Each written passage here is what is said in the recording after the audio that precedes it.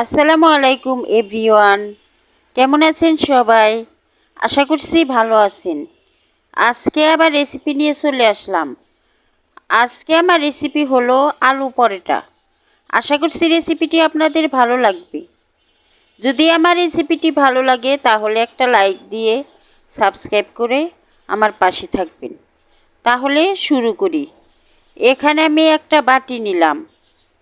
বাটিতে আমি 3 কাপ ময়দা নিয়ে নিলাম। ময়দা নেওয়ার পর এর মধ্যে আমি লবণ দিয়ে দিলাম। লবণটা পরিমাণ মতো দিতে হবে। এখন এর মধ্যে 2 টেবিল চামচ তেল দিয়ে দিলাম, সয়াবিন তেল। এখন হাত দিয়ে ভালো করে তেলটা আর লবণটা ময়দার সাথে আমি মিশিয়ে নিলাম। ময়দার সাথে মিশিয়ে নেওয়ার পর আমি অল্প অল্প পানি দিয়ে এই ময়দাটাকে একটা ডো তৈরি করে নেব। অল্প পানি দিয়ে দিলাম। এই পানিটা হলো হালকা কুসুম গরম পানি। আমি পানি দেওয়ার পর হাত দিয়ে মেখে নিলাম।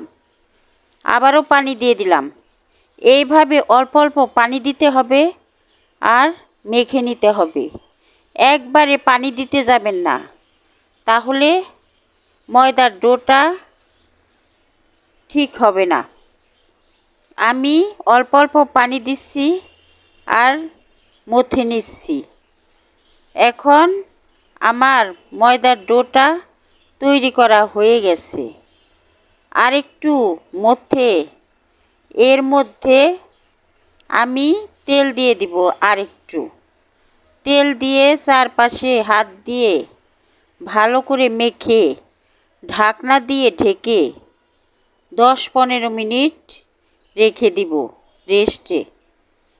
আমি তেলটা মেখে নিলাম। এখন এর উপরে ঢাকনা দিয়ে ঢেকে দিলাম। 10-15 মিনিটের জন্য রেখে দিলাম। এখানে আলু সিদ্ধ করে নিয়েছি, পেঁয়াজ বেরেস্তা করে নিয়েছি, একটা শুকনা মরিচ ভেজে নিয়েছি। এখন লবণ দিয়ে দিলাম। লবণটা দেওয়ার পর শুকনা মরিচটা আমি ভেঙে নিব ভালোভাবে। শুকনা মরিচটা ভেঙে নিলাম। এখন এই শুকনা মরিচ ভেঙে নেওয়ার পর আলুটা হাত দিয়ে ভালো করে ম্যাশ করে নিব, মানে ভর্তা করে নিব। এইটাই হচ্ছে পরোটার পুর।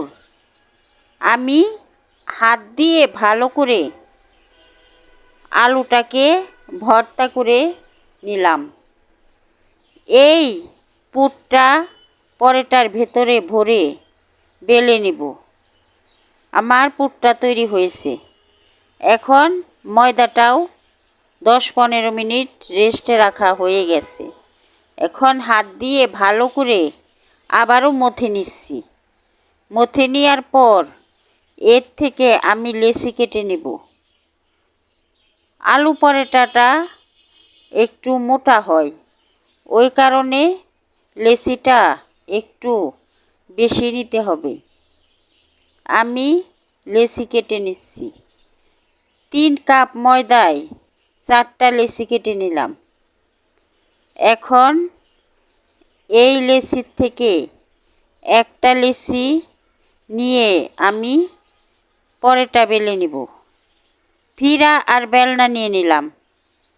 এখন ফিরার উপরে একটা লেচি নিয়ে ভালো করে হাত দিয়ে আবারও ডলে মথে নিলাম।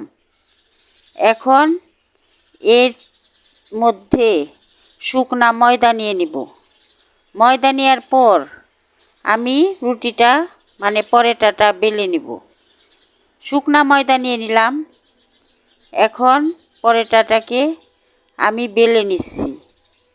একটা ছোটো পরোটা বেলে নেওয়ার পর এর ভেতরে যে পুরটা তৈরি করে রেখেছি তা দিয়ে দিব। রুটিটা আমার বেলা হয়ে গেছে। এখন এর মধ্যে আলুর পুরটা দিয়ে দিলাম। আলুর পুরটা দেওয়ার পর চারপাশ থেকে রুটিটা ভালোভাবে উপরের দিকে তুলে মুখটাকে ভালোভাবে আটকে নিতে হবে, তা না হলে পুরটা বের হয়ে যাবে। আমি রুটির মুখটাকে ভালোভাবে আটকে নিচ্ছি। আটকে নেওয়ার পর আমি হাত দিয়ে এই রুটিটা একটু বড় করে নিব। আমার আলুর এই রুটিটা হাত দিয়ে একটু বড় করে নিচ্ছি। বড় করে নেওয়ার পর এখন আমি এই পরোটা বেলে নিব।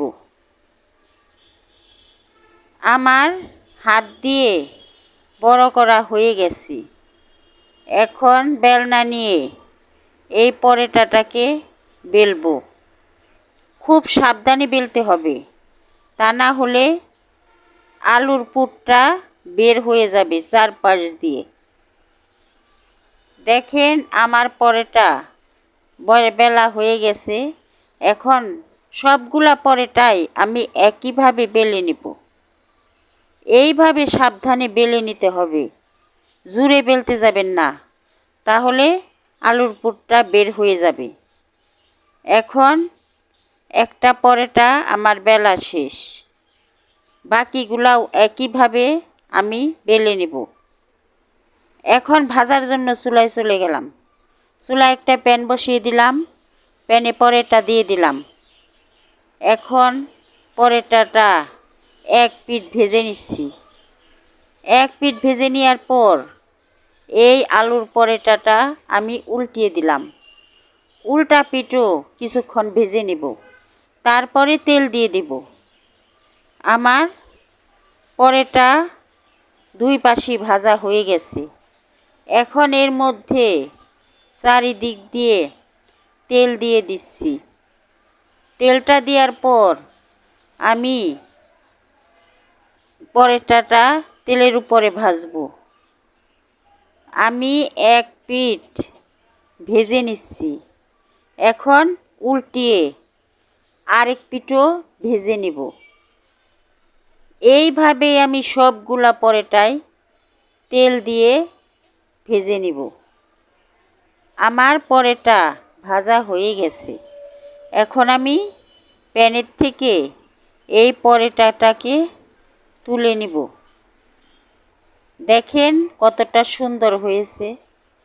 একটা পরোটা ভাজা শেষ, বাকি পরোটাগুলোও আমি ভেজে নিলাম। এইভাবে আলু দিয়ে পরোটা ভেজে খেয়ে দেখেন, আশা করছি ভালো লাগবে। ইফতারিতে প্রতিদিন ভাজা পোড়া না খেয়ে এইভাবে আলু পরোটা ভেজে খেয়ে দেখেন, আপনাদেরও ভালো লাগবে। যদি আমার রেসিপিটি ভালো লাগে তাহলে একটা লাইক দিয়ে সাবস্ক্রাইব করে আমার পাশে থাকবেন। আল্লাহ হাফেজ।